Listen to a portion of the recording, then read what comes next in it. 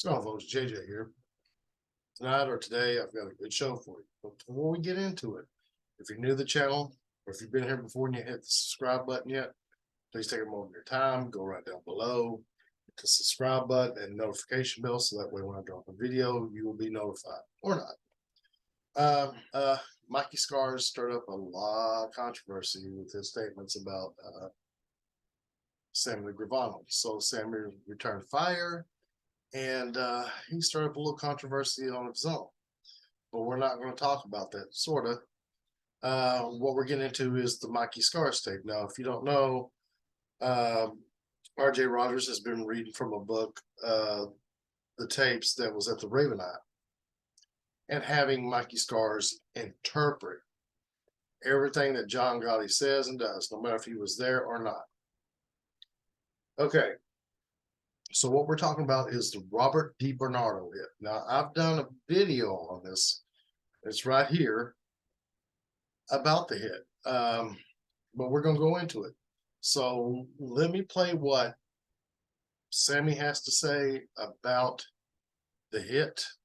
And this is the video right here. Louis Melito betrayed us in the Castellano hit. He was the guy who told us. So I liked him. And I wanted him to become a captain, the same like John wanted it. And, I mean, the same like Frankie DeChico wanted. And John did it. Later on, after Frankie was dead, and John was in jail,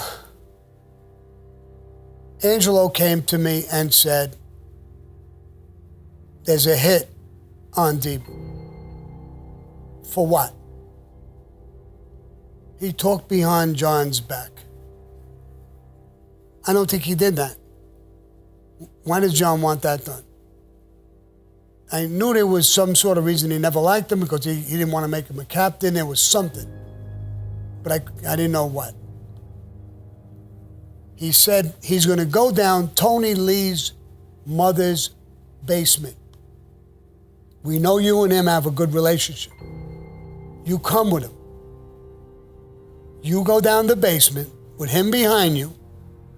When you hit the bottom of the staircase, just make a quick right and get out of the way because the guy behind him is going to shoot him so you don't get hit.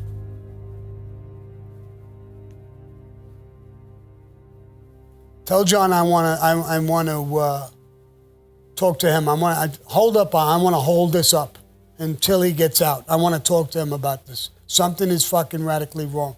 And I'm not comfortable doing that. I'm not comfortable bringing him in. I don't think there's a reason for him. You're not telling me a fucking reason. He talked behind his back and said what? Did what? So anyway, the next thing I hear is Joe Piney is sending for me. Joe Piney wants to talk to me. I go talk to Joe Piney. He says, Sam, I got word that John wants this hit done. And he wants you to help with this thing. They were going to do it down Tony Lee's mother's basement. They can't do that no more. You do it. I complain a little bit. And he says, Sammy, that's an order from John. And now what I'm going to do is I'm going to play parts of the video where Mikey Scars is interpreting what John Gotti meant in the Ravenot tapes. Here's that. And it's his book, what's the word? I got tongue-tied. Subversive. Subversive. Thank you. Yep. It's been a long day. Subversive. Yeah. And they told him a story, and that's what he's saying. And I went along with it. I knew it was wrong, what he's trying to say. I knew they were wrong, and I went along and did it anyway. I allowed it anyway to happen. Okay, folks, here's my assessment of everything. As you hear from Sammy, he says that it was Angelo Ruggiero that was going between him and John talking about the DB hit. Mikey Scars basically says that it's actually Gravano through, or in other words, that it was actually Angelo and Gravano completely involved that John didn't want to do the hit. Well, folks, was Mikey there? No, he was not there. He was not there with Gravano talking about it when this is all going down. He wasn't there with John or Angelo when this is all was going down. So he's really an outsider just like me. Okay, in this whole situation. Now, what if it was actually Angelo playing Sammy and John over the hit? What if that was the case? I do believe that both Sammy and John did not want the hit to happen. But let's look at Angelo's part.